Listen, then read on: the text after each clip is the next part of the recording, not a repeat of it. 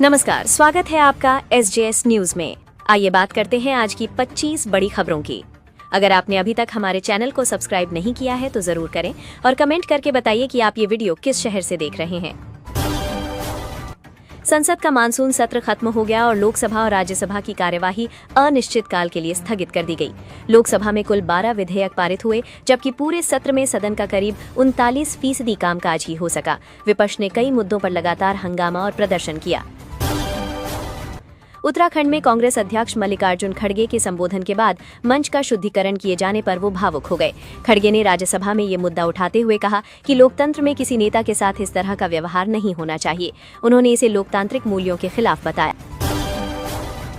कांग्रेस नेता गौरव गोगोई ने दावा किया कि पूरे मानसून सत्र में सरकार बैकफुट पर रही। उन्होंने FCRA बिल को वापस लेने की मांग करते हुए कहा कि विपक्ष लगातार इस विधेयक के प्रावधानों पर सवाल उठा रहा है और सरकार को इस पर दोबारा विचार करना चाहिए।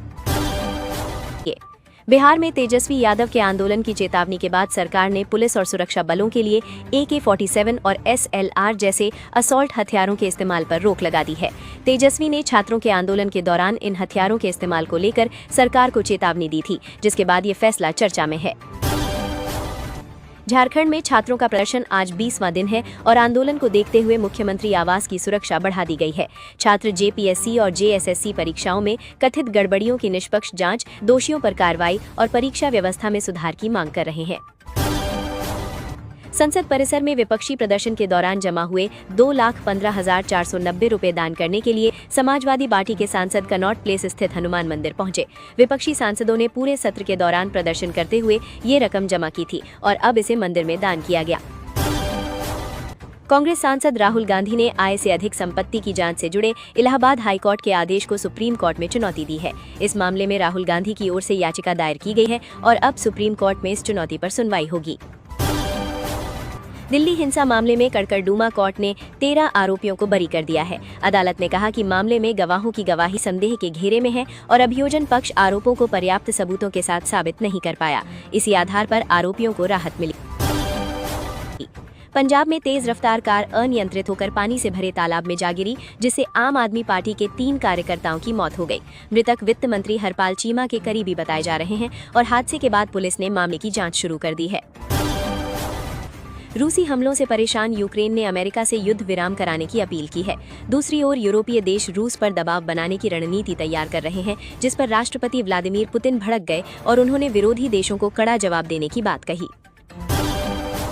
बलूचिस्तान में हिंसा के बीच भारी तबाही की खबर सामने आई है और आरोप है कि पाकिस्तानी सेना ने बलूच इलाकों में अमेरिकी F-16 लड़ाकू विमानों से बम गिराए हैं। इस कार्यवाही में करीब 30 आम नागरिकों की मौत का दावा किया गया है, जिससे इलाके में तनाव और बढ़ गया है। भारत और चीन के साथ मिलकर रूस के राष्ट्रपति व्लादिमीर पुतिन ने NSR यानी नॉर्दर्न सी रूट को लेकर बड़ा बयान दिया है। रूस के उत्तरी तट के किनारे से गुजरने वाला ये समुद्री रास्ता अटलांटिक और प्रशांत महासागर को जोड़ता है और व्यापार और रणनीतिक दृष्टि से महत्वपूर्ण माना जाता है। अमेरिकी राष्ट्रपति डोनाल्ड ट्रंप के भरोसेमंद सहयोगियों में शामिल व्हाइट हाउस प्रेस सेक्रेटरी ने पद छोड़ने का ऐलान किया है। उनके इस्तीफे के फैसले पर ट्रंप ने प्रतिक्रिया देते हुए कहा कि वो इस निर्णय का सम्मान करते हैं, जिससे व्हाइट हाउस में बदलाव की चर्चा तेज हो गई है।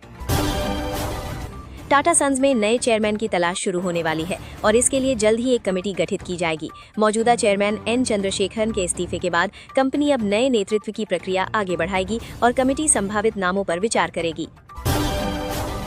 इनोक्स क्लीन एनर्जी में मोतीलाल ओसवाल ग्रुप करीब 1,500 करोड़ रुपए का बड़ा निवेश करने जा रहा है।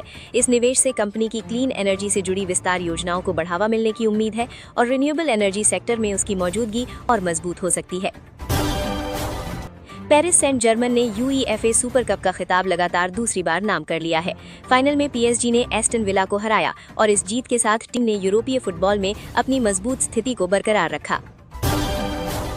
प्रियंका ने दिवंगत अभिनेत्री श्रीदेवी की बायोग्राफी एम्प्रेस की पहली तस्वीर सोशल मीडिया पर शेयर की है। उन्होंने श्रीदेवी को याद करते हुए भावुक संदेश लिखा और कहा कि उन्हें उनकी बहुत याद आती है, जिसके बाद पोस्ट चर्चा में आ गई। राजकुमार राव की फिल्म प्रहार की रिलीज डेट आगे बढ़ा दी गई है। ये फिल्म पहले अगस्त में रिलीज होने वाली थी, लेकिन अब इसकी नई रिलीज डेट 16 अक्टूबर तय की गई है और दर्शकों को फिल्म के लिए थोड़ा और इंतजार करना होगा। गृह राज्य मंत्री नित्यानंद राय ने एफसीआरए संशोधन बिल को संयुक्त संसदीय समिति यानी जेपीसी में भेजने का प्रस्ताव रखा। विपक्ष के हंगामे के बीच प्रस्ताव ध्वनि मत से पास हो गया। अब लोकसभा के 21 और राज्यसभा के 10 सदस्य वाली समिति बिल की जांच करेगी। अखिलेश यादव ने एफसीआरए संशोधन बिल को लेकर सरकार पर हमला बोला। उन्होंने सवाल उठाया कि अल्पसंख्यकों को ध्यान में रखे बिना आखिर ये बिल क्यों लाया गया। वहीं राज्यसभा में अमित शाह की मौजूदगी की मांग करते हुए कहा कि जिनके नाम से बिल है वही सदन से गैर हाजिर हैं। तमिलनाडु विधानसभा ने परिसीमन के खिलाफ मुख्यमंत्री विजय की ओर से पेश प्रस्ताव को मंजूरी दे दी। इसमें लोकसभा की मौजूदा 543 सीटों को हमेशा के लिए बरकरार रखने की मांग की गई है। सरकार का कहना है कि परिसीमन के नाम पर राज्यों के प्रतिनिधित्व में असमानता नहीं होनी चाहिए। उत्तराखंड में मदरसों को शिक्षा की मुख्य धारा से जोड़ने की कोशिश को अभी ज्यादा सफलता नहीं मिली है। राज्य के 452 मदरसों में से केवल 7 को शिक्षा विभाग और अल्पसंख्यक शिक्षा प्राधिकरण की मान्यता मिल पाई है, यानी बड़ी संख्या में मदरसे अभी भी मान्यता का इंतजार कर रहे हैं। अरुणाचल प्रदेश में चीन की कथित घुसपैठ की खबरों के बीच विदेश मंत्री एस जयशंकर और रक्षा मंत्री राजनाथ सिंह की अहम बैठक हुई। संसद में हुई इस बैठक में सीमा सुरक्षा से जुड़े मुद्दों पर चर्चा की गई। सरकार ने चीन की ओर से धीरे धीरे घुसपैठ के दावों को खारिज किया है और कहा कि गतिविधियों पर नजर रखी जा रही है। खालिस्तान समर्थक सांसद अमृतपाल सिंह की पार्टी अकाली दल वारिस पंजाब दे ने पंजाब विधानसभा चुनाव के लिए 5 और उम्मीदवार घोषित किए हैं। इनमें 2 उम्मीदवार ऐसे हैं जिन पर नेशनल सिक्योरिटी एक्ट यानी एनएसए लगा हुआ है। दोनों फिलहाल जेल में बंद हैं। उत्तर प्रदेश में 2027 विधानसभा चुनाव से पहले मुख्यमंत्री योगी आदित्यनाथ ने जन संवाद का बड़ा प्लान तैयार किया है। अगले 1 महीने में 100 से ज्यादा विधानसभा क्षेत्रों में जन संवाद कार्यक्रम करने की तैयारी है। इसके जरिए सरकार जनता के सामने अपना रिपोर्ट कार्ड रखेगी और युवाओं की समस्याएं भी सुनी जाएंगी। समाजवादी पार्टी ने भी यूपी चुनाव की तैयारियां तेज कर दी हैं। पार्टी सभी 403 विधानसभा सीटों पर 3 स्तरीय आंतरिक सर्वे करा रही है। टिकट बांटने से पहले बूथ स्तर पर जातीय समीकरण, स्थानीय मुद्दे और पार्टी की स्थिति का आकलन किया जाएगा। मध्य प्रदेश के बालाघाट में बीमारी फैलने से अब तक 6 बच्चों की मौत की खबर है। कई गांवों में 100 से ज्यादा बच्चों का इलाज चल रहा है। शुरुआती जांच में दूषित पानी और पोषण की कमी को बीमारी की संभावित वजह माना जा रहा है और स्वास्थ्य विभाग की टीमें जांच में जुटी हैं। बिहार में आकाशीय बिजली गिरने की अलग अलग घटनाओं में बांका, लखीसराय और पटना में कुल 9 लोगों की मौत की खबर है। कई लोग घायल भी हुए हैं। मुख्यमंत्री ने मृतकों के परिवारों को आर्थिक सहायता देने का ऐलान किया है और खराब मौसम में लोगों से सावधानी बरतने की अपील की गई है। इलाहाबाद हाईकोर्ट के पूर्व जस्टिस यशवंत वर्मा से जुड़े कैश कांड की जांच रिपोर्ट में बड़ा खुलासा हुआ है। लोकसभा अध्यक्ष की ओर से बनाई गई समिति ने उनके खिलाफ लगाए गए तीनों आरोपों को सही पाया है। हालांकि जांच में किसी साजिश के सबूत नहीं मिलने की बात कही गई है। कानपुर में एसबीआई बैंक लॉकर की सुरक्षा को लेकर सवाल खड़े हुए हैं। एक महिला ने आरोप लगाया कि लॉकर में रखे करीब 50 लाख रुपए के गहने गायब हो गए। शिकायत के बाद बैंक और पुलिस दोनों स्तर पर मामले की जांच की जा रही है। गोंडा में बेटी की हत्या के मामले में अदालत ने पिता और सौतेली मां को उम्र कैद की सजा सुनाई है। आरोप था कि करीब 2 साल पहले दोनों ने मिलकर युवती की गला रेतकर हत्या की थी। सुनवाई पूरी होने के बाद अदालत ने दोनों को दोषी मानते हुए सजा सुनाई। मुंबई के कोला इलाके में लैंडस्लाइड की घटना सामने आई है। बीएमसी के मुताबिक मलबे में 3 से 4 लोगों के फंसे होने की आशंका है। सूचना मिलते ही राहत और बचाव टीमों को मौके पर भेजा गया और मलबा हटाने का काम शुरू कर दिया गया। अमित शाह ने छात्र आंदोलन पर पहली बार विस्तार से प्रतिक्रिया देते हुए कहा कि सरकार के पास छिपाने के लिए कुछ भी नहीं है। उन्होंने विपक्ष से सदन चलने देने और चर्चा करने की अपील की। साथ ही कहा कि अगर विपक्ष तैयार है तो वो सदन में इस मुद्दे पर जवाब देने के लिए तैयार है।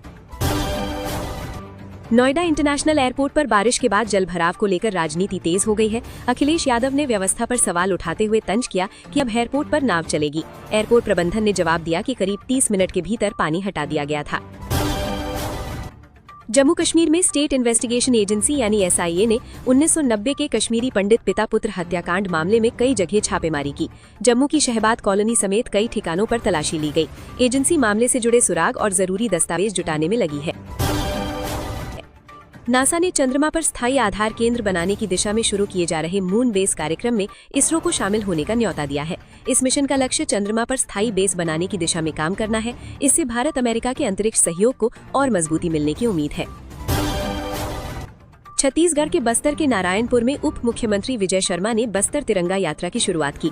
बाइक रैली नक्सल प्रभावित इलाकों से होते हुए उन गांवों तक पहुंचने का संदेश दे रही है जिन्हें नक्सल प्रभाव से मुक्त कराया गया है। इसका उद्देश्य राष्ट्रीय एकता और विकास का संदेश देना है।